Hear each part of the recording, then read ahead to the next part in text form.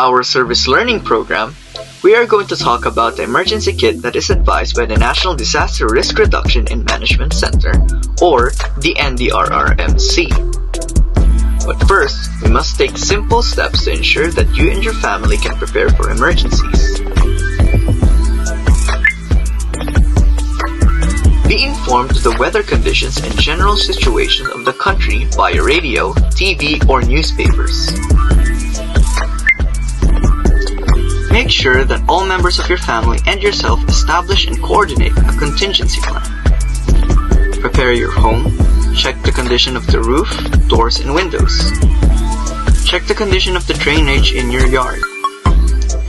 Get rid of objects which could fly away and injure due to strong winds.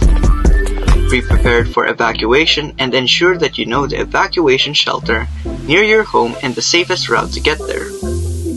And always keep your mobile phone fully charged. Stockpile food and water, as well as ensuring that all members of your family are aware of the dangers that they face. Have the right attitude and increased level of awareness so that you and your family can control the situation in case of an emergency. If you have to leave your home in a flooding, cyclonic situation, or any other emergencies, always turn off all of your utilities such as gas, electric, and water. Have a meeting place for the family or friends to gather in case of emergencies. If the house is an option, that's the best place where everybody should meet and shelter.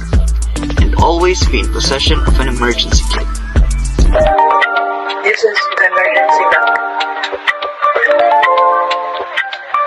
All we need to do is to put all the important things like cell phone, used for flashlight and radio, rice, or food, utensils like spoon and fork, and cup noodles or noodles, canned goods,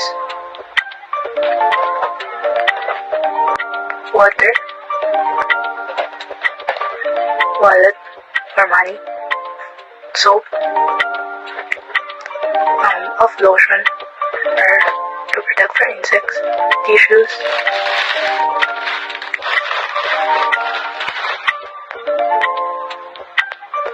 jackets, towels, clothes, and shorts.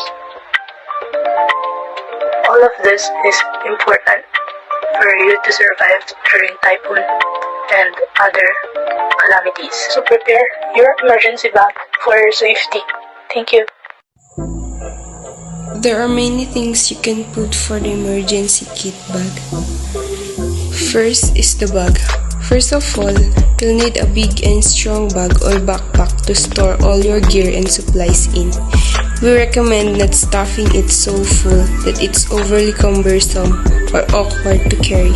Something with good back support or waterproof would be ideal. Second is the rope. In survival situation, it can be used as a fishing line or clothing line, or even to suspend food or other items that need to be kept. It can also be useful to remain connected to a body by loosely holding either end of the rope.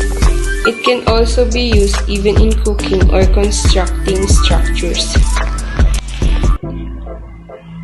Next is the newspaper. It can be used to sleep in when you're laying on wet grass or dirt. Also, keep yourself warm and dry. You can use to make fire, and if there's no newspaper, you can use other kinds of paper.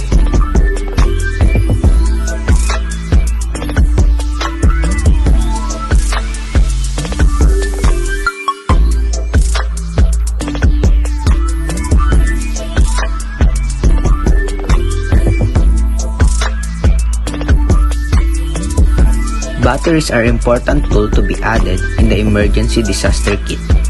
During disaster, electronic supplies would be dead. Backup of the few extra batteries would be more useful.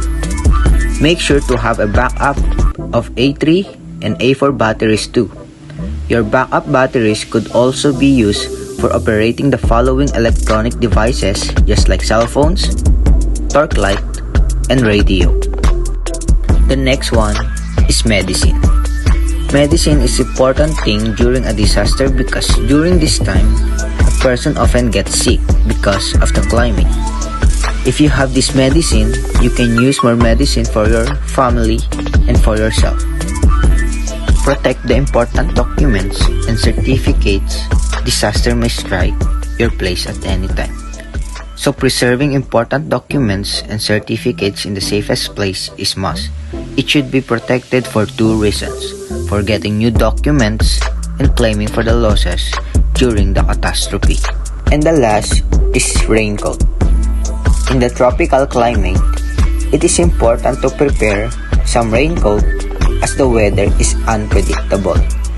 Prepare a portable raincoat in the emergency kit will be good enough to prevent the body and the emergency kit getting wet in the rainy day, especially if the evacuation center is located outdoor.